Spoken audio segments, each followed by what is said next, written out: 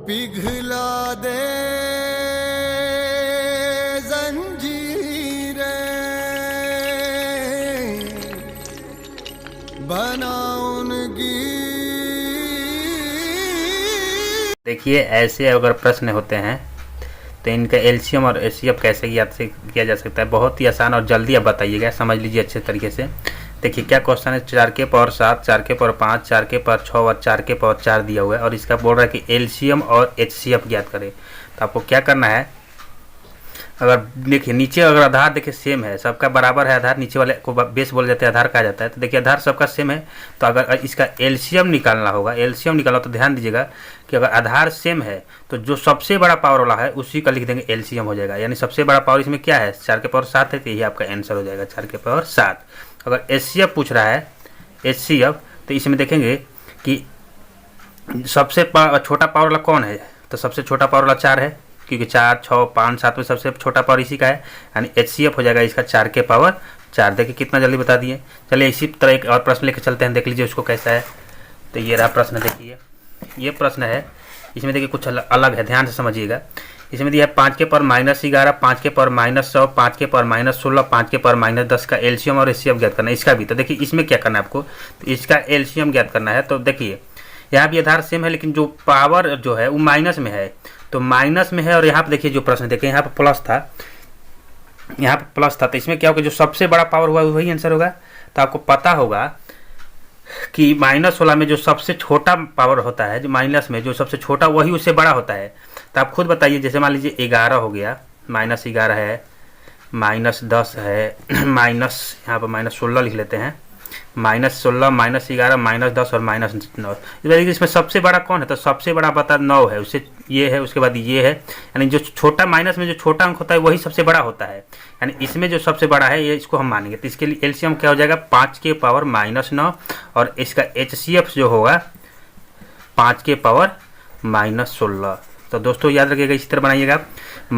अगर आधार सेम हो और पावर अगर माइनस में हो सब, तो जो सबसे छोटा वाला पावर है वही उसका एलसीएम होता है, और एचसीएफ जो सबसे बड़ा वाला पावर होता है, जिसे इसमें सबसे बड़ा वाला पावर -16 एक तरफ से हम कर रहे हैं, तो ये इसका एचसीएफ होता है।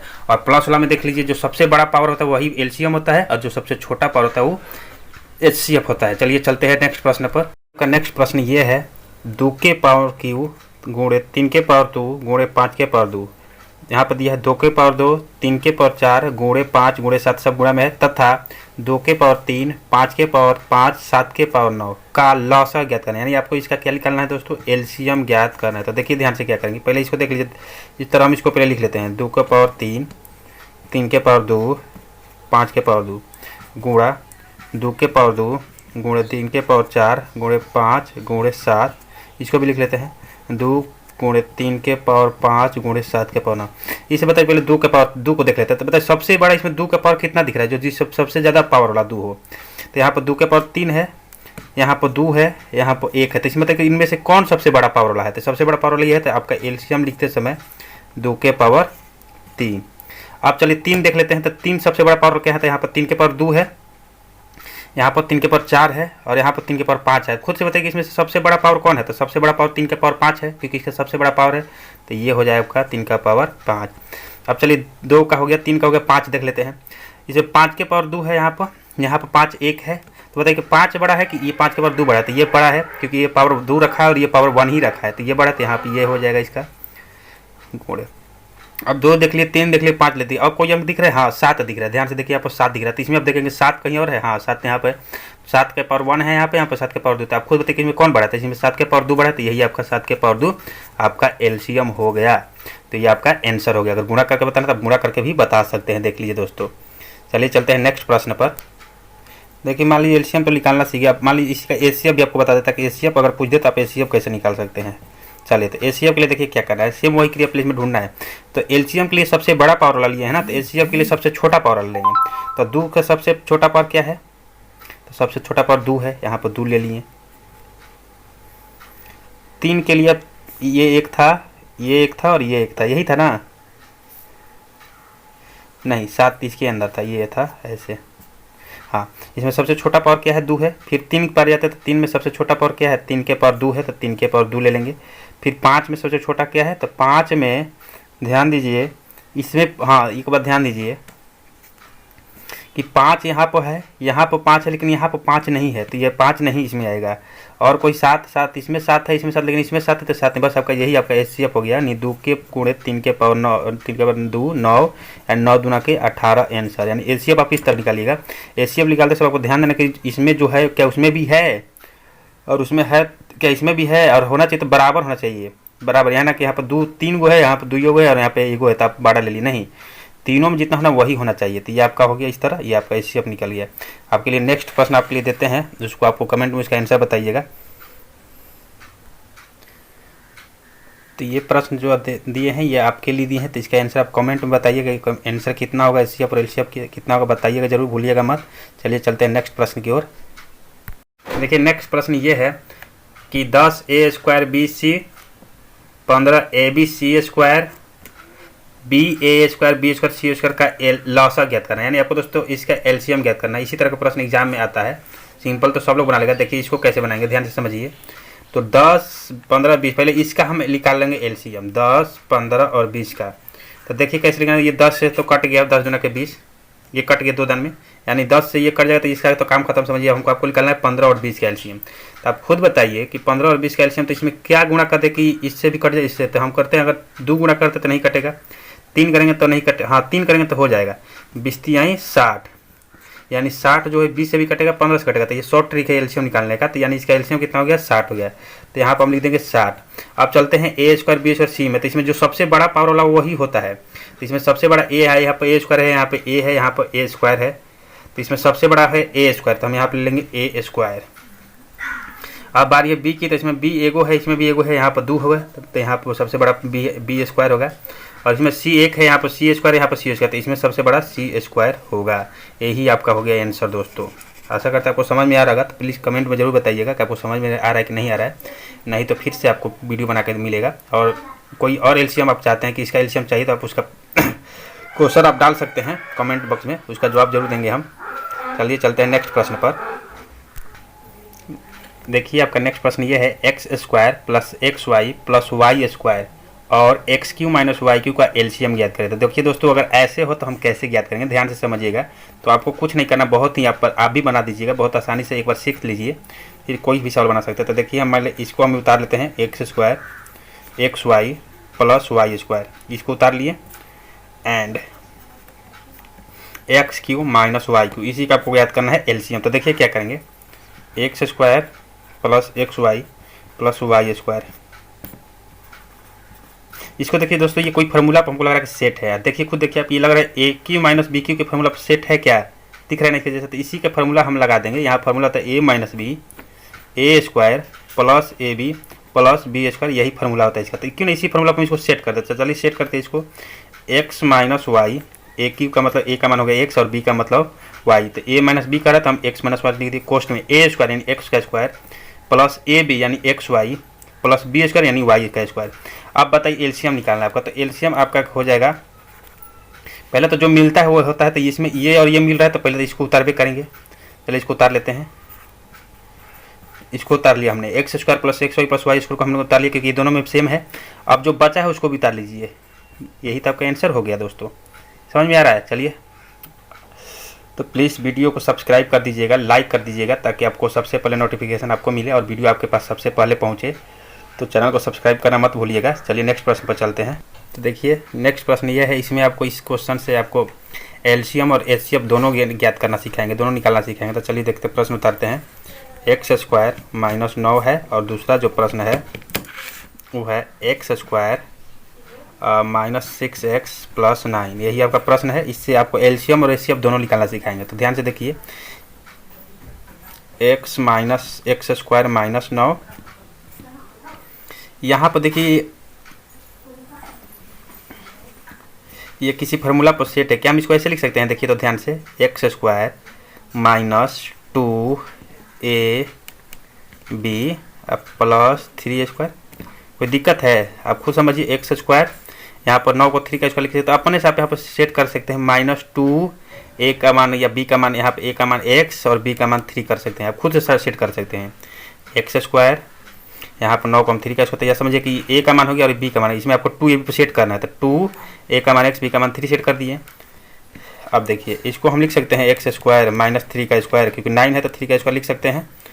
एंड अब ये फार्मूला सेट हो गया, किस फार्मूला सेट हो गया, तो ए माइनस बी के होल स्क्वायर का फार्मूला सेट हो गया, ए माइनस बी के होल स्क्वायर पर। यहाँ से हम लिख सकते हैं एक्स, एक देखिए ये एक फार्मूला सेट है, A square minus B square का फार्मूला सेट है, यहाँ पर 2 है, ए स्क्वायर माइनस बी के स्क्वायर का फार्मूला सेट है, तो इसको हम लिख सकते हैं A square minus B square formula होता है ए प्लस बी और ए माइनस बी फार्मूला होता है, तो यानी इसको हम लिख सकते हैं कि एक्स प्लस 3 और x माइनस 3 लिख सकते हैं ना। और इसको क्या कर देंगे, इसको तो ये एंड x माइनस 3 के पावर 2 है नहीं, इसको x माइनस 3 2 बार लिख देंगे, x माइनस 3 2 बार लिख दिए। अब चलिए हमको पहले निकालना है एलसीएम, ध्यान समझिए, हमको निकालना है क्या, एलसीएम। तो एलसीएम में जो सबसे बड़ा पावर होता है वो लिख लेते हैं। तो यहाँ पर ये 2 है, यहाँ पे 1 तो ये सबसे बड़ा ये है, इसको हम लिख लिए x माइनस 3 का स्क्वायर। और जो नहीं मिला तो ये तो मिल ही गया, इसे मिल गया, तो ये नहीं मिला तो इसको हम उतार लेंगे x प्लस 3, ये आपका एलसीएम हो गया। और एचसीएफ कैसे ज्ञात करेंगे, एचसीएफ में जो दोनों में मिले, तो दोनों में तो हमको देख रहा है कि यही ना सबसे मिल रहा है, खाली एगो और तो कुछ मिल नहीं रहा, तो यही आपका हो गया एचसीएफ। दोस्तों कैसा लगा वीडियो को, तो वीडियो अच्छा लग रहा है तो प्लीज़ सपोर्ट करते रहिएगा, इसी तरह शेयर करते रहिएगा। चलिए चलते हैं नेक्स्ट प्रश्न पर। देखिए दोस्तों अगला प्रश्न ये है, ये प्रश्न बार बार एग्जाम में, खास करके डिफेंस एग्जाम में ज़्यादातर आता है, एसएससी जीडी हुआ, रेलवे में भी हुआ भी, ये ज़्यादा खासकर डिफेंस में आता है। तो देखिए समझ लीजिए, इसको कह रहा है कि 2 संख्याओं का लसा 160 है तथा मसा 16 है, यदि इनमें से एक संख्या 32 है तो दूसरी संख्या क्या होगी। यानी कह रहा है दोस्तों कि 2 संख्या जिसका लसा 160, यानी कोई 2 संख्या मान लीजिए हम लेते हैं जिसका लसा 160 है और मसा 16 है, कह रहा है उनमें से एक संख्या बता दिया कि 32 है, आपको बताना दूसरी संख्या क्या हो सकता है, तो आपको निकालना था। देखिए ये अगर ऐसा प्रश्न आता है तो इसके लिए एक फार्मूला होता है जो आपको तुरंत उस फार्मूले से आप कोई भी सवाल इस तरह का तोड़ सकते हैं। तो देखिए फार्मूला होता है लसा गुणे मसा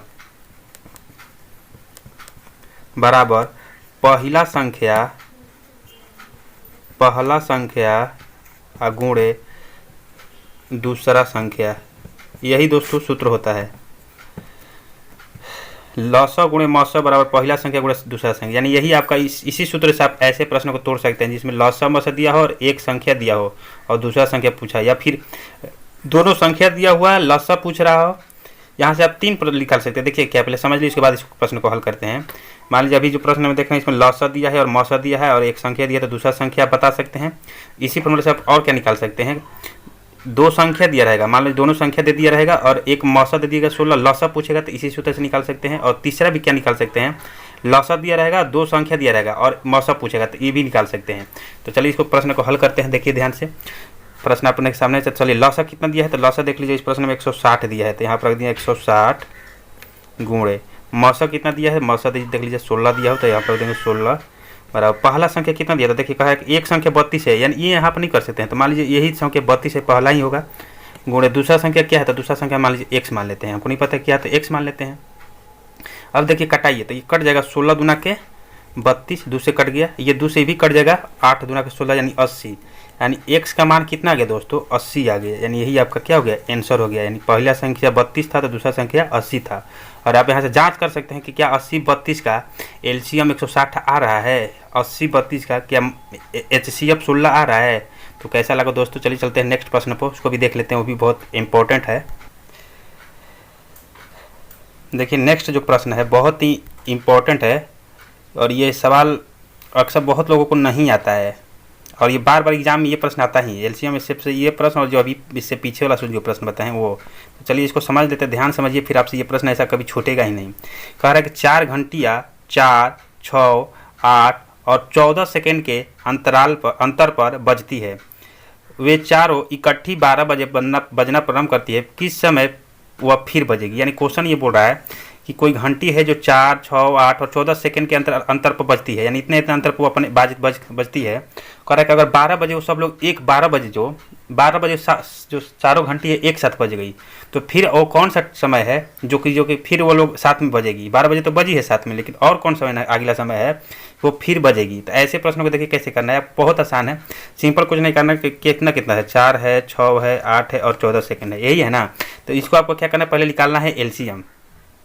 सबसे पहले इसका एलसीएम निकाल लेते हैं। तो एलसीएम निकालना आपको सिखाए हैं कि इसको लिख लीजिए 2 गुणे 2, इसको लिख लीजिए 2 3, इसको 2 गुणे 2 गुणे 2 और इसको लिख लीजिए 2 गुणे 7। तो इसमें सबसे बड़ा पहले 2 ले लेते हैं, 2 का पावर 3 यानी 2 का क्यू हो गया। फिर उसके बाद है 3 और फिर हो गया 7, यानी यही आपका एलसीएम हो गया। एलसीएम आपका कितना हो गया, 2 का क्यू 8 गुणे 3 गुणे 7, 24 गुणे 7 168 सेकेंड, यानी 168 सेकेंड हुआ दोस्तों। यानी इसका जो एलसीएम हुआ कितना हुआ, 168 सेकेंड। अब कह रहा है कि 12 बजे बजेगी तो अगला कब बजे बजेगी। तो सबसे पहले देखिए सेकेंड में दिया है, तो इसको क्या करेंगे हम मिनट में, मिनट घंटा में बदल देंगे। तो सबसे पहले चलिए हम गलते हैं, इसको मिनट में बदलते हैं। तो 168 से है, तो इसको हम अगर 60 से भाग देंगे तो कितना दिन में कटेगा। तो ये हमको लग रहा है कि 60 दूना के 2 मिनट हो जाएगा और ये फिर आ जाएगा 120 48 बटे 60, यानी इसको लिख सकते हैं 12 चौके 48 12 पचे 60, यानी 2 मिनट 4/5 सेकेंड। यानी इसको भी फिर बदल देते हैं सेकेंड में, 60 से फिर गुणा कर देते हैं तो हो गया 5, यानी 2 मिनट 12 चौके 48 सेकेंड। यानी दोस्तों वह 2 मिनट 48 सेकंड के बाद बजेगी, यानी अभी 12 बज रहा है। आप सोचिए प्रश्न बोला है कि अभी 12 बजे, क्या बोला प्रश्न में, 12 बज रहा है, अभी प्रारंभ शुरू हुआ है। तो फिर कब बजे, तो 12 बजकर 2 मिनट 48 सेकंड पर वह फिर से बजेगी। दोस्तों समझ में आया नहीं, फिर से हम रिपीट कर देते हैं प्रश्न को। पहले प्रश्न देख लीजिए। 4 घंटी है, 4 6 8 और 10 14 सेकंड के अंतराल पर बजती है। वो 4 घंटी 12 बजे बज चुकी है। तो पूछ रहा है कि अगला कौन सा समय है जो फिर बजेगी चारों। तो सबसे पहले जो दिया रहता है उसका एलसीएम निकालिए। तो देखिए हमने एलसीएम निकाल लिया अपने तरीके से, आप अपने तरीके से भी निकाल सकते हैं। तो एलसीएम निकालने का हमने तरीका निकाल लिया। तो इसका एलसीएम पूरा है 168, यानी ये सब सेकेंड में है ना, ध्यान से देख लीजिए, सेकेंड में दिया हुआ है तो ये सेकेंड में आया है। तो हमको मिनट घंटा में बदलना पड़ेगा इसको। तो क्या करेंगे, घंटा में बदलने के लिए, मिनट में बदलने के, इसको सेकेंड को अगर मिनट में बदलना हम 60 से भाग करेंगे। तो चलिए हमने 60 से भाग कर दिया। तो 60 से भाग करने के बाद ये 2 पूर्णांक 48, यानी 4 इसको कटाने के बाद 2 पूर्णांक 4/5 2 पूर्णांक इतना आया है मिनट में, ये कितना आया है, मिनट में आया है। तो 2 मिनट हो गया। तो एक तो 2 मिनट हमने रख लिया। अब ये अभी बचा 4/5, इसको भी सेकेंड में बदलने के लिए क्या करेंगे, 60 से गुणा कर देंगे। तो जब हमने 60 से गुणा किया तो ये देखिए 60 से 12 5 60 कट गया 12 दिन में, 12 चौके 48, यानी 48 है। यानी यहाँ से निकल के इसका जो समय है 168 सेकंड में जो समय निकला है 2 मिनट 48 सेकंड निकला है। तो चलिए इसको कर रहा है 12 बजे बजा था ना, तो अब अगला कब बज गया था, 12 बजकर 2 मिनट 48 सेकंड पर बजेगा। तो इसी तरह ये प्रश्न आपके लिए देते हैं, उसको बना के कमेंट में आंसर दीजिएगा। तो प्रश्न अगले प्लस ये है जिसका आपको आंसर देना है, ध्यान से देख लीजिए। 4 घंटियाँ 3 6 9 और 12 सेकंड के अंतराल पर बजती है। तो ये चारों इकट्ठी 10 बजे बजना प्रारंभ करती है। किस समय वे फिर बजेगी, इसी का आंसर आपको कमेंट में देना है। तो चलिए अब इसका ये सेकंड पार्ट है। अगर इसका पार्ट 1 देखना चाहते हैं तो इसका लिंक इसके वीडियो में मिलेगा आपको, इस सब डिस्क्रिप्शन में जाकर देख लीजिएगा, चेक कर लीजिएगा, वहाँ से आपको फर्स्ट पार्ट 1 मिल जाएगा एलसीएम एचसीएफ का। प्लीज़ सब्सक्राइब करें, शेयर करें एंड लाइक करें दोस्तों।